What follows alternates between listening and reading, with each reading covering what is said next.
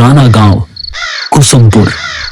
चारों तरफ खेत, टूटी कच्ची सड़कें और रात होते ही ऐसा सन्नाटा कि जैसे हर चीज किसी डरावनी शक्ति के अधीन हो। यहां गांव में कुछ दिनों से रात में लोग एक एक करके गायब हो रहे हैं और इन्हें कौन गायब कर रहा है ये कोई नहीं जानता। इस वजह से यहां के लोग रात में बाहर निकलने से डर रहे हैं।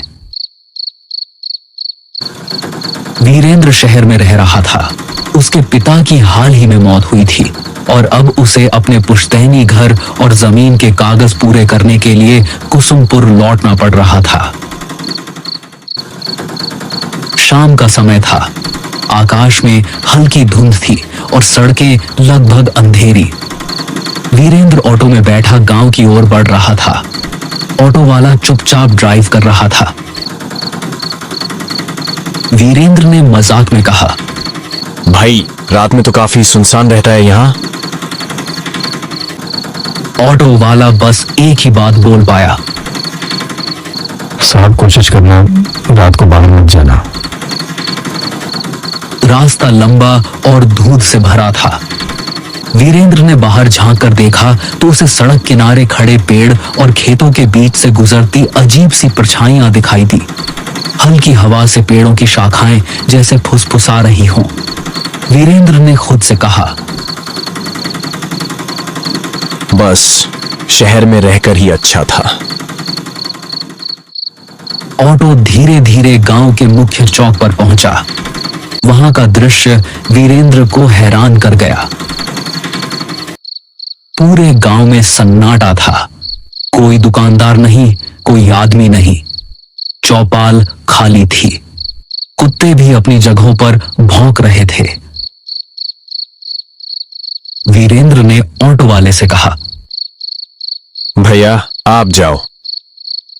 ऑटो वाला सिर हिलाकर चुपचाप वहां से चला गया।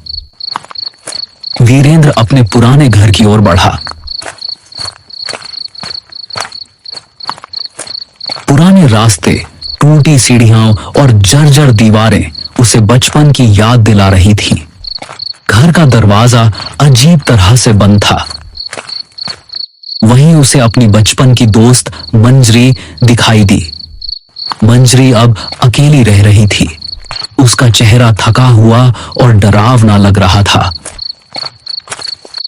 मंजरी ने धीरे से कहा, और वीरेंद्र इतने साल बाद कैसे हो? क्या हालचाल है? और यहाँ आना कैसे हुआ? हाँ मंजरी, मैं ठीक हूं। मैं बस अपनी पुश्तैनी जमीन का कुछ काम पूरा करने आया था। लेकिन यह बताओ, ये गांव में इतना सन्नाटा क्यों है? वीरेंद्र, हर रात यहाँ कोई ना कोई आदमी गायब हो जाता है। कोई आवाज नहीं, कोई निशान नहीं। बस सुबह जमीन पर एक काला निशान मिलता है, जैसे किसी ने उन्हें जला दिया हो। वीरेंद्र ने हंसकर कहा, मंजरी, ये सब मनगढ़ंत बातें हैं। गांव वाले डरावनी कहानियां बनाते हैं। अगर तुम इसे हल्के में लोगे तो शायद बाद में पछताओगे। रात में बहुत अजीब चीजें होती हैं।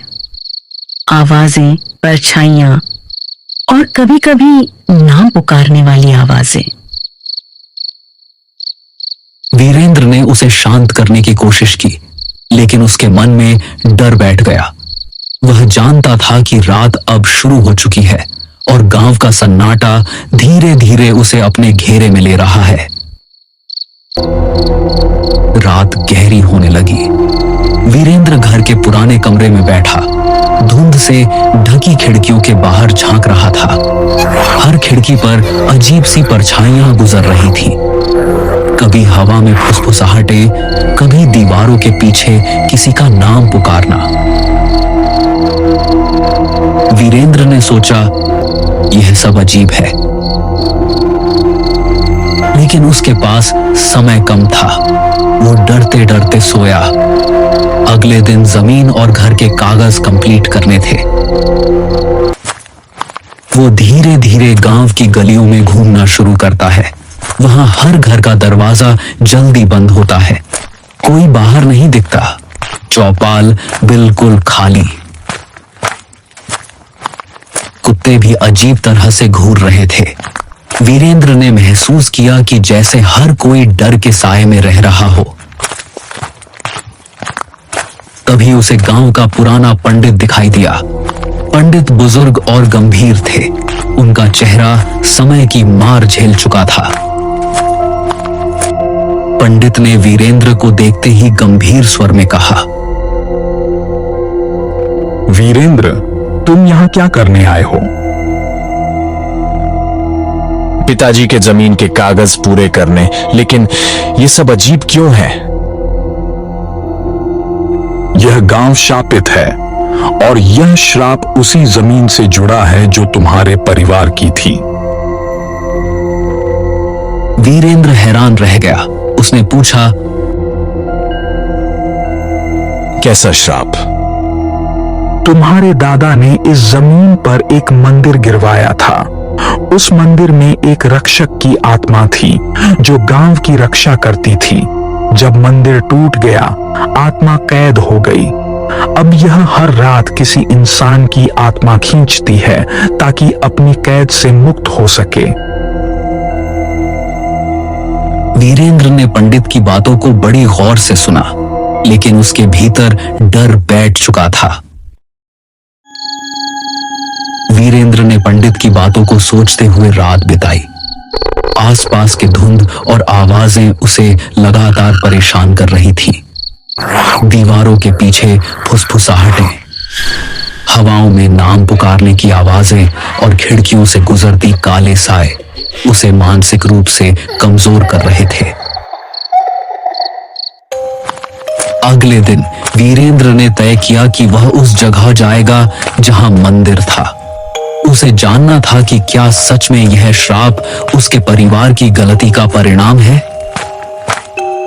वीरेंद्र, मत जाओ वहां, यह खतरनाक है। तुम्हें शायद बचकर नहीं निकल पाओगे। मुझे सच्चाई जाननी है। अब डर कोई काम नहीं आएगा। रात का समय था। पूरा गांव वीरेंद्र को रोकने की कोशिश कर रहा था, लेकिन वीरेंद्र ने हिम्मत दिखाते हुए आगे बढ़ना तय किया। वीरेंद्र उस जगह पहुंचा। चारों तरफ जली हुई मिट्टी, टूटी दीवारें और बीच में एक पुराना बुझा हुआ दिया पड़ा था। वीरेंद्र ने धीरे से दिया जलाया। जैसे ही लौ उठी, जमीन हिलने लगी, हवा में सिसकारियां गूंजने लगी। वीरेंद्र का मन डर से कांप रहा था। तभी मंजरी वहां पहुंचती है, लेकिन उसका चेहरा बदल चुका था। उसकी आंखों में अब शैतानी शक्ति दिख रही थी। मंजरी इंसान नहीं थी, वो वही राक्षस की आत्मा थी जो मंदिर टूटने पर कैद हो गई थी। सालों से मंजरी गांव के लोगों को मार रही थी ताकि उन्हें अपने अंदर खींचकर श्राप से मुक्त हो सके। लेकिन अब वीरेंद्र के लौटने से उसकी कैद पूरी तरह टूटने वाली थी। मैं अब तुम्हें नहीं छोड़ूंगी। तुम्हें निगलने के बाद मैं इस श्राप से मुक्त हो जाऊंगी। नहीं, मुझे छोड़ दो। लेकिन आसपास धुआं फैल जाता है। धीरे धीरे वीरेंद्र गायब हो जाता है। गांव में अब केवल सन्नाटा और हवा में हल्की सिसकारियां रह जाती हैं। सुबह गांव में अफवाह फैलती है। वीरेंद्र भी उस राक्षस के चंगुल में फंस गया। गांव के लोग अब और अधिक डर के साए में जीने लगते हैं। कुसुमपुर की धुंध अब और घनी हो जाती है।